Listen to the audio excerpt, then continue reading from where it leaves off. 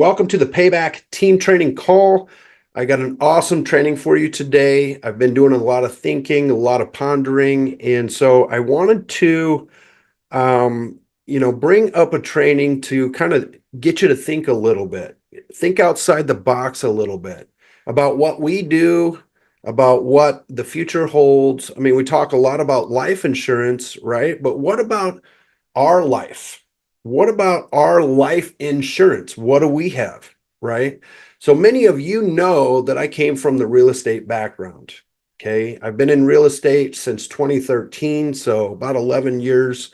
I started flipping houses. I started buying houses and then turning them into rental properties. And then I saw this business. I never thought that I was going to be interested in selling life insurance, but yet here I am today building a whole nother career and a whole nother business in life insurance because I really believe in this sport, right?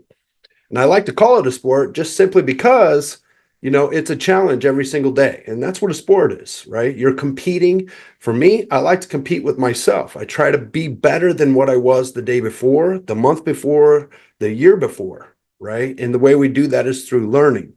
So I wanted to, the reason why I got into this business is because, as you know, I heard a podcast with Bradley and Shawn Mike.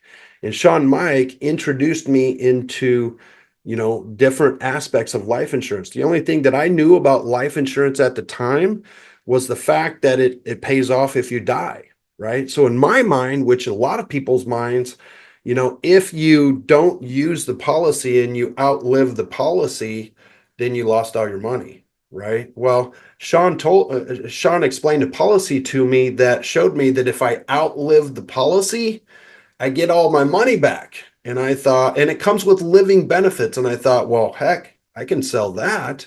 How much money can you make in life insurance? And so I started doing the studying. And as you know, you can make a lot of money in life insurance, but more importantly, you can help a lot of people. And I believe this is one of the most noblest businesses in the world. You guys have all heard me say that multiple times because there's no place in the world. Well, there's probably other places, but not very many places in the world where you can go to help as many families, as many people as we do, is touch as many lives as we do every single day by helping them protect themselves in a financial catastrophe, help them protect themselves with living benefits if they get hurt, sick, or injured, and help them protect their retirement tax-free through a life insurance policy. And help your family make good money doing it, right? But more importantly, on top of that, you can literally build a business, right? It's not an overnight get rich scheme. It's a business that you have to build that over time can throw passive income out. Okay. I took a bunch of notes over my thoughts and some of the things that I learned. So I might go off the rails a little bit here, but there's some important things that I want to point out. Okay. Most people do nothing until they know everything about what they need to do. But the reality of it is they're going to be waiting for a long time because you're never going to know anything, right? When we get into the life insurance business, it's a whole nother career, right? We have to get licensed, kind of like in real estate. If you want to become a real estate agent, you have to get licensed. Then you have to hang your hat with a broker. Well, once we get licensed, now we have to get contracted with our carriers, okay? But a lot of times, and this is what holds up a lot of new agents, that since we have so many carriers, there's so many different policies. How do we know which policy to put the client into, right? But the reality of it is if they don't have anything, any policy is going to be fantastic for them. Will it be the best every single time? Maybe not. But carriers are coming out with new policies all the time to help us out. And when we do our yearly annual reviews, we can always put them in a better position. But here's where new agents get stuck. They want to know every single thing before they get started. Or they start just dabbling a little bit and then they get paralyzed because, oh, I didn't know that thing. And so now they don't know where to go to ask for help. But the reality of it is they do know where to go. They just don't want to ask for help. And that's what causes a lot of new agents to have paralysis by analysis. Okay. Success is not good. Let me rephrase that. Success is not being good at one thing. It's being good at everything, all the buckets, right? Not just life insurance, not just selling. I'm going to kind of start going a little bit deep here, right? And we're going to talk about our own lives here in a minute, not just life insurance, but our own lives. Because success isn't just the amount of money that you make, right? How many billionaires and trillionaires and millionaires do you really know? Maybe not too many, but how many times have you heard that, this guy makes $1 billion, but he is just rotten? Maybe he doesn't have a family, or she doesn't have a family, or, I've known millionaires and billionaires that have killed themselves just because, or committed, suicide just because they're not happy with their life, right? So what I mean by success in all buckets is, are you being a good father? Are you being a good brother, a sister, a son? Are you helping out people in the community? But on top of that, how about your health? Are you working out every day to stay healthy? Are you doing things in your life that create a future that will serve you? Are you walking every day? Are you eating the right foods? What about your mind? Are you reading every day so that you can learn? It doesn't have to be just about your business. It doesn't have to be just about your finances. There's all kinds of information out there to make us better. I want to be a better father. I don't know anybody on this earth that doesn't want to be a better father. Well, I'm sure there are some people that don't, but I do. And so I read books and listen to podcasts every once in a while about being a better father. I believe in God. I'm a Christian. I believe in Jesus Christ. I go to church. I want to learn to become closer to him. And so I read books and learn things about him so that I can become closer to him. I want to have better health, right? So I work out and I try to eat right. I try to learn things that I can do to eat right. Okay. The foundation of here's the formula right here. The foundation of your success are your daily habits, your routines, and the mindset that you have. That's the formula. That is the formula for success. If you work on your daily habits, you work on your routines every single day, and you have a winning mindset, don't worry about the negativity, let it play off. Look into the future of what could happen and what may happen and design your future. That's the winning mindset. I mean, everybody that you see that is successful in all of those buckets, they all have that winning mindset. They're not going to sit back and watch TV 6 hours a day just because they got no-showed, 8 times in a day. And now they're going to just take the rest of the day off, sit there and watch TV. No, they're not giving up. They keep going, one foot past the other, water off a duck's back. They're moving forward. The winning mindset is your daily habits. I'm sorry, the foundation of success is your daily habits, your routines, your habits, and your mindset. Okay. So how? So you can get access to mentors. Okay, let me kind of back up a little bit here. Back when I was younger, all we had was the library. Now, I have ADHD. I didn't know it at the time, and I had a hard time reading. And I never went to the library. I didn't want to read books. I didn't read my first full book until 2005. That's almost 20 years ago. And once I read my first book, I forced myself to read. I said, I got to learn something new because where I'm at right now is not serving me. And so I forced myself to read my first book. And when I did that, I learned just a few things. I had to reread pages because I have ADHD. I had to read them over and over and over again. It took me a long time to read that book, but I'll never forget all of the little nuggets that it pointed out, because I can take those and apply those to my life for the rest of my life. But here's the reality. Today, we live in a day and age where you don't have to go buy a book. You don't have to go to the library. You can listen to Audible. When I'm driving down the road, my truck is Automobile University. I am always listening to something. In fact, my son is like, Dad, can we listen to music? I mean, after a while, sometimes he gets intrigued and he's listening, right? But he's learning too. And he's going to remember 10 years down the road that Dad is always learning. Even though he's at a point in his life right now that he doesn't want to learn all the time because he learns all day in school and he's got to come home. He's got to sit in my truck and learn some more. He doesn't want to do that so much, right? But eventually he's going to learn that learning is a good thing, right? But my point is we live in a day and age that right now our knowledge is at our fingertips. We have on us all the time a computer, a mobile computer, where we can get access to any knowledge we have that other people have in the world. And there are tons of people out there that are smarter than us, more intelligent than us, right? President Trump just got elected, and he is putting, and it sounds like he's going to put Elon Musk in his cabinet. Why? Because he knows that he is one of the smartest guys in the world, right? And so in order for us to grow, we can grow faster because we have access to the internet these days. We have social media. We can learn good things and we can learn bad things, right? So, but do we do that? Okay. Back to health. How important is your health? Okay.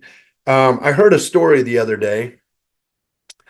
If you were on an island and you had 10 Victoria's Secret models taking care of you, giving massages, and you had people serving you food all the time, just sitting there on the island, just enjoying yourself, getting a suntan or whatever. But you had a sore throat. And every time you swallowed, that sore throat hurt like crazy. Every time. And it wouldn't go away. You would give anything to get rid of that sore throat just to be healthy again. Imagine if you went into the doctor's office and the doctor said, we got to test you. We found something that we don't know what it is, and we think it might be cancer. So you go get tested, come to find out it's cancerous. And you have, who knows, 5 years to live, 10 years to live. It doesn't matter anymore how much money you make. Well, that does matter because now you have doctor bills. That's a big thing that matters, right? But what are you thinking about more? You're thinking more about, what am I going to do? How am I going to get my health back, right? How am I going to spend time with my family with the people that I love right now? What if I died in 5 years? I only got 5 years left. Okay. So what I want you to think about here is I'm 49. I'm almost 50, and the average male age that dies is age 78. We know this. We're in the life insurance business, right? And we know that the average male dies at age 78. The average female dies at age 83. And so if I'm almost 50, I got 30 years left on this planet. And that's if I'm average, right? If I'm above average, I may have longer. But if I plan for 30 years, that's how many, I got 30 summers left. Okay. My son, he's 13 years old. He's going to be out of the house when he's 18. I have 5 summers left with him. And so instead of thinking about, we have all of this time ahead of us, let's start thinking about, how much time we really do have. Because in 30 years, that's not much time. And then once we go from there, we need to focus on the stuff that's really important, the stuff that's going to really serve us, right? Because that window is shrinking every single day. Time is scarce. It's it's not going to be here. I mean, if you think about back when you were in your 20s, I mean, you were having a good time. Everything was going great. You felt like you were bulletproof. And all of a sudden, when I was in my 20s, that was 25 years ago. That was half of my life ago, and it went by in a blink of an eye. And the same thing is going to happen in the future. But the reality of it is we can design the future that we want. We can create our own routines. So the question is, are we creating our routines that are going to serve us? Helping us in the future will be money. And I'm going to tie all of this back into life insurance, right? But what is money? Money is just a tool, right? And the way I think about it is, if the doctor told me I have 10 years left to live, and I knew I had 10 years, no matter what, I got 10 years left to live. For me, what I would do is I would sacrifice 2 of those years so that I didn't have to sacrifice any more time without my family for the rest of the 8 years. I would bust my butt to make enough money to pay all my bills, pay off all my debt, pay off everything that I have, so that the rest of the 8 years, I just had passive income coming in. And all I had to do was spend time with the people that meant the most to me. Okay. And what is money? So money is a tool. Going back to that. What is a tool? What does money do for you? Well, it provides choices, right? It provides a lifestyle that we want to live. If we have less money, we have a lower lifestyle that we want to live, right? If we have more money, we can live a higher quality lifestyle. In quality, I mean health, right? I pay for a gym to go to, and I do that on purpose. And it's actually one of the most expensive gyms here in Omaha. It does have a lot of amenities, so I get the luxury of having the amenities, but I pay a high dollar amount for it, up about $200 a month, and that's for my whole family. But the reason why I'm okay with paying that, because there's other gyms here in Omaha that have the same amount of amenities, but they're cheaper priced and it's all a la carte. But by me paying that bill every single day, that's my cost of staying healthy. Because the reality of it is I'm going to pay that cost anyways. If I don't stay healthy later on in my life, I'm paying that cost in health, in a short lifespan, and doctor bills, because we're going to accumulate something. We're in the life insurance business. How many times, how many people, do you know of that are in their 60s and 70s have more pills that they're taking than people that are in their 40s and 50s? It's inevitable, but we can drag that out with our health. So money provides a lifestyle, right? But it also magnifies who we really are, right? If we're a giving person, we're still going to be a giving person, but we're going to give more because we have more to give, right? If we're a crappy person and we don't want to, and we're Ebenezer Scrooge, get away, right? It's just going to magnify more of that type of a person. It also provides access to things that we wouldn't have otherwise, right? I like to travel. My wife likes to travel. My wife is from Cancun.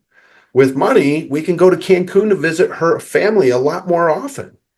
Without money, we can't do that, right? So money provides us access to things that we don't normally have. But here's the most important part. Money creates the moments that we'll have with the people that we love the most, that we can take on with us forever. Right? There's memories and moments that we have in Cancun that we would have never got to have with our family members if we didn't have the money to get there. Okay. There's moments that we have from going to Colorado Springs that we never knew were going to come. We had no idea that those moments were going to come. But we have those moments and we have those memories that we're always going to have because we had the money to get there to go and spend that time. We took that time off to do that on purpose, right?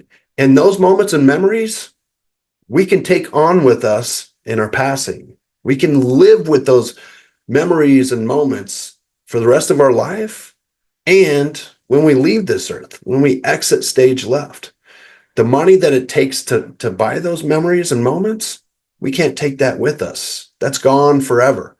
That's only here. It's a temporary tool. It's only here while we're living on this earth, and that is it. And so why not make the most of it? Okay. And then I wrote down here, what would you rather leave your family? A boatload of money or a wealth of moments and experiences forever that they can carry on even after their passing? For me, I would rather leave them moments and memories, right? If I left a boatload of money, that's not going to do anything. And that's not going to teach them anything. I mean, you hear the rich people out there that, they left a bunch of money to their kids and look at them now, right? Now, that's not everybody, of course, but with money, we have a lot of choices that we can make and put us in a better spot so we can take care of our family a little better. Now, I'm not saying I wouldn't leave my family any money behind. Obviously, that's what life insurance does. It also sets them up and protects them, right? And because if we pass away, that money is that our income to support the family is gone, right? So we need money, right? Money is an important part of each and everyone's life. We only Okay. What if we only had? Okay, I already shared that story with you. Let me move on here. Um, so here's the other thing. We only have one shot at this life. Okay. Once we're done, we're done. Okay. Here's a story of this one guy. He's a basketball player. I can't think of his name right now. If you look him up, you could probably find him on YouTube. But in basketball, most of the 3-point or the free throw shots are about 77%. But when this guy that would get up there and shoot a free throw, his free throws were about 90%. The only difference is that this guy did a granny free throw. He did it underhand. And the other guys did it overhand. Now, why don't people in the NBA do that all the time if the free throw percentage is going to be a lot higher? Because most people are afraid of what other people are going to think about. But the reality of it is we're here for 100 years, if that, 80 years, right? If you're average, like we talked about earlier. Who cares what other people think? Who cares? It doesn't really matter. Most people may have a thought. If you had something weird to say or something, most people may have a thought about that, but then all of a sudden they're thinking about something else. It really doesn't matter. But a lot of people start to worry about what other people are thinking about them instead of going all in. Here's an example: social media. A lot of people have a hard time getting on social media to create videos. Why? Because they're so worried about what their friends and family are going to start thinking about them. Who cares?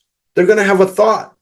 But here's the reality. Those social media ads that you put out there, not ads, but social media posts or reels that you put out there can help somebody in the time and need that you don't even know.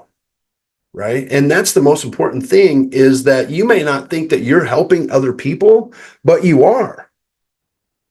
At the end of your life, will you regret the choices that you didn't make?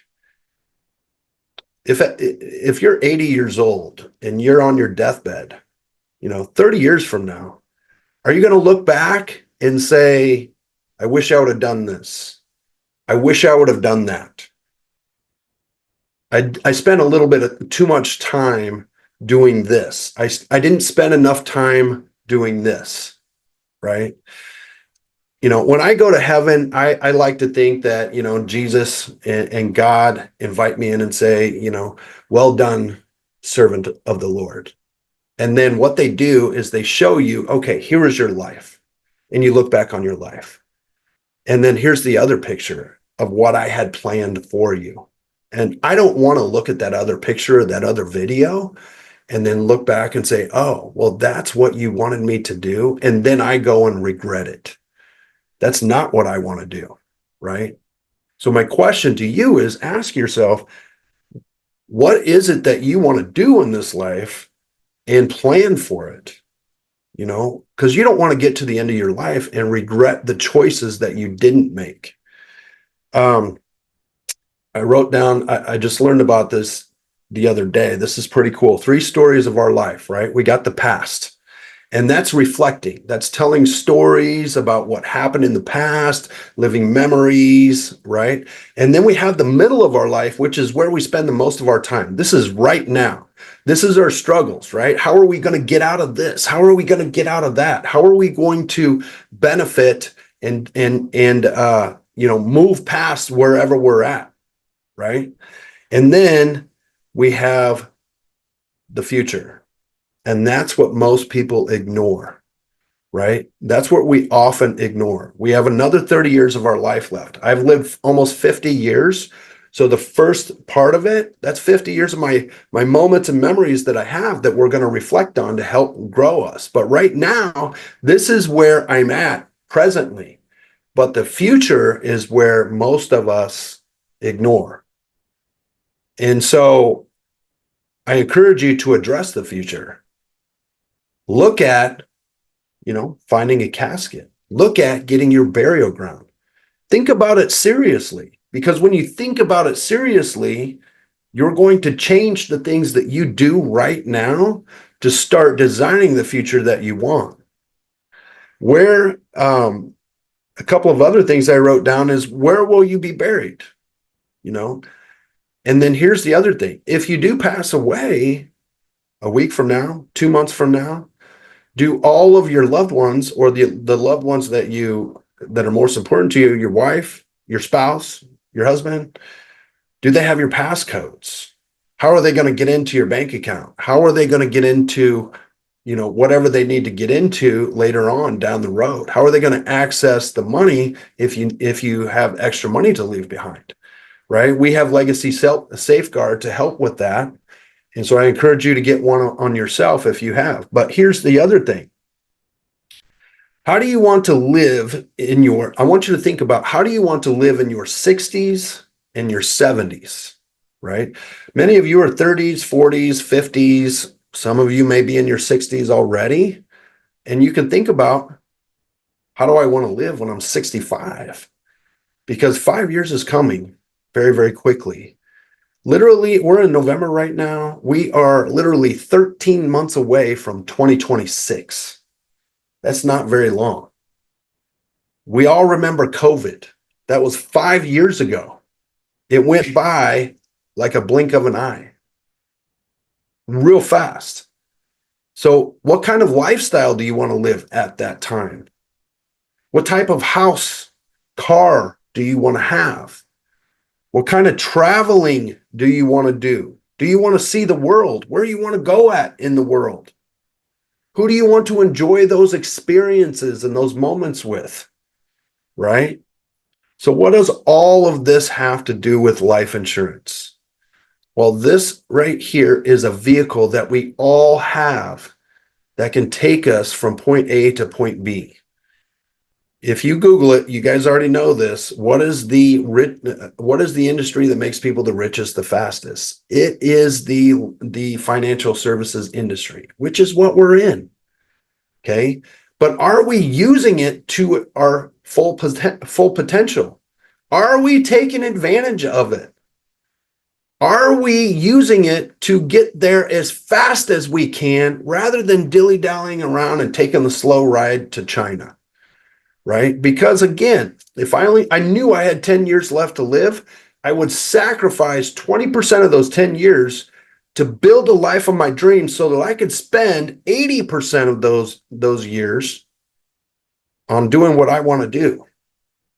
When I first got into this business, the reason why I got into this business is because I saw the passive income. Most people retire at 65, but there's no law saying that you have to. Why can't you retire at 60? Why can't you retire at 55? Why can't you retire at 40? All you have to do is figure out how many bills you have and create enough passive income to cover those bills and pay for the lifestyle that you want to live. And you're financially free. That's it. And we have a vehicle right here to get you there. So we have to start living our life on purpose. And what I mean by that is, if you do something purposeful, It's not trying. If I told you to try to pick up a pencil, you couldn't do it. You would either do it or you would not do it.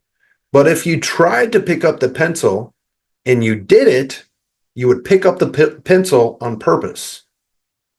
And that's what we need to do with our daily work every single day.